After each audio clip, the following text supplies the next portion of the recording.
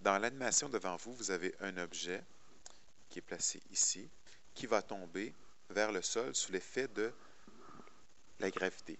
Donc, un objet que nous allons considérer en chute libre, où est-ce qu'on va avoir une seule force qui va être présente, la force gravitationnelle. Donc, présentement, l'objet est placé ici.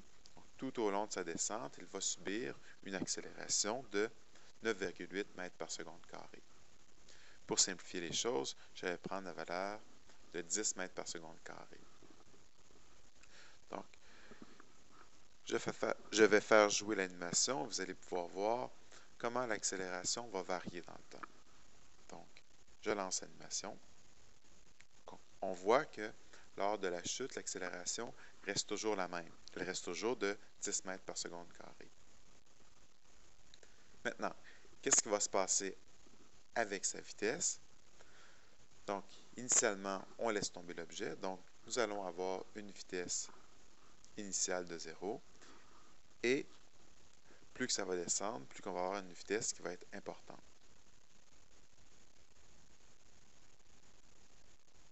Donc, ici, on voit qu'après 2,36 secondes, la vitesse est rendue de moins 23,6 mètres par seconde. Donc, l'objet est rendu à 23,6 mètres par seconde comme vitesse. Moi, au lieu de considérer la vitesse comme étant négative, je vais m'organiser pour la considérer positive. Ce que je vais faire, c'est que plutôt que d'avoir un système de référence où est-ce que les Y sont orientés positifs vers le haut, je vais avoir un système de référence où est-ce que les Y vont être orientés vers le bas. Ça va me permettre d'avoir une vitesse en Y qui va être positive de plus 23 mètres par seconde. Donc, je continue l'animation. Au moment où est-ce que ça a touché le sol, nous étions rendus à une vitesse de moins 40 mètres par seconde. Maintenant, nous allons passer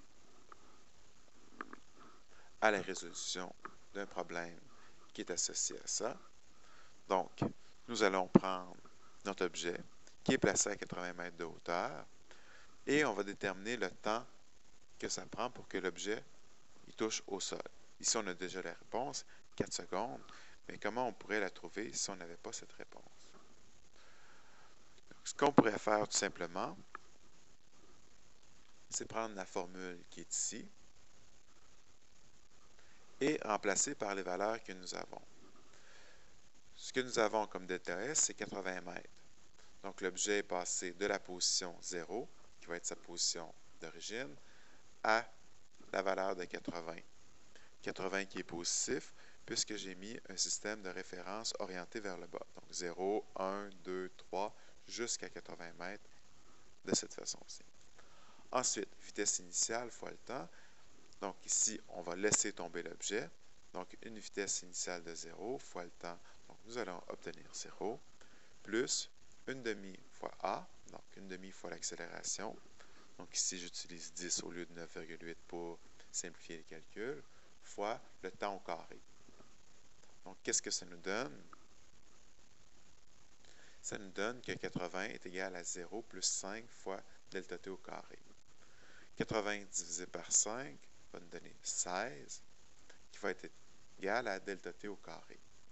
Donc, si on fait la racine carrée de chaque côté, nous obtenons un temps de 4 secondes. Donc, la chute de l'objet va prendre 4 secondes. Maintenant, on peut spécifier quelle sera la position et la vitesse aux différents instants. Donc, à 0, 1, 2, 3 et 4 secondes. Pour ce qui est de la position, nous allons commencer avec une position de 0. Donc, on va dire que, initialement, l'objet qui était à 80 mètres de hauteur, on va dire que ça va correspondre à la position 0. Et la vitesse initiale, puisqu'on a laissé tomber l'objet, va être aussi de 0 mètres par seconde. Donc, on l'a laissé tomber avec une vitesse qui était nulle au départ. On va tout de suite régler le cas de la vitesse pour chaque instant, parce que c'est ce qui est le plus facile à calculer. Donc, qu'est-ce que nous allons utiliser? Nous allons utiliser la formule VF est égale à VI plus l'accélération fois le temps. Donc, par exemple, Si on veut la vitesse à 2 secondes, qu'est-ce qu'on a à faire tout simplement? On va remplacer dans l'équation le delta t par 2. Donc, nous obtenons une vitesse initiale qui était de 0 plus une accélération qui est 10 fois 2. Donc, nous obtenons une vitesse à 2 secondes de 20 mètres par seconde. Donc, si on remplace avec les autres valeurs, à 1 seconde, donc ça fait 10 fois 1, donc 10 mètres par seconde, à 3 secondes, 30 mètres par seconde, et à 4 secondes, 40 mètres par seconde. Pour ce qui est maintenant de la position. Pour la position, nous allons utiliser la formule ici qui permet de trouver le déplacement. Donc, où est-ce que nous avons le déplacement qui est égal à VI fois delta t plus 1/2 fois l'accélération fois delta t au carré. Par exemple, si nous voulons la position à 2 secondes, nous allons prendre VI qui est 0 fois le temps, qui va nous donner 0, plus 1/2 fois 10 fois 2 au carré. Donc, nous obtenons 5 fois 4. Donc, nous obtenons une valeur de 20 mètres. Donc, qu'est-ce que ça veut dire? C'est que ici, le déplacement a été de 20 mètres entre l'instant 0 et 2 secondes. Donc, 0 plus 20. Donc, nous obtenons 20 mètres. Donc, à 1 seconde, nous aurions obtenu 5 mètres. À 3 secondes, si on fait le calcul, on va obtenir 45 mètres. Et ensuite, à 4 secondes, si on fait le même calcul, nous allons obtenir, on sait déjà, 80 mètres. Donc ça, c'est l'évolution de la position. Ici, l'évolution de la vitesse, tandis que l'accélération, elle, pendant toute la durée du mouvement, aura été de plus 10